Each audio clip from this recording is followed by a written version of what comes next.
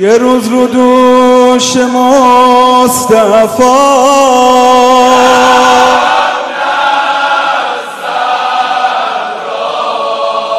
یوم علی وجه سرا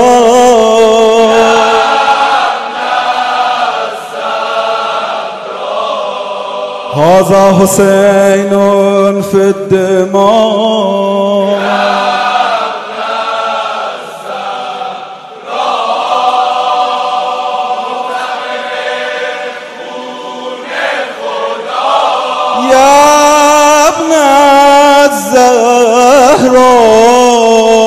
अस्सलामुअलैकुम, आप देख रहे हैं ANY न्यूज नेटवर्क। मैं हूं मोहम्मद एहसन।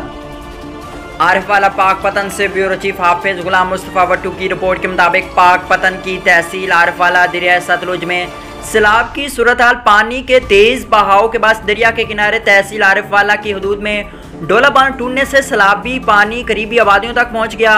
सैकड़ों एकड़ फसलें ज़ेर-ए-आब। डोला के मकाम पर दरिया सतलुज का बड़ा हिफाजती बंद टूट गया। सैलाबी पानी से सैकड़ों एकड़ रकबे पर फसलें और मकानात ज़ेर-ए-आब आ गए। लोगों को सैलाबी पानी से निकालने के लिए रेस्क्यू 1122 का ऑपरेशन जारी। सैलाबी पानी बस्ती डोला समेत दिगर देहात की तरफ बढ़ रहा है। शदीद खतरे की पेश नज़र डोला के मकाम पे चौथा हिफाजती बंद तमीर किया गया था।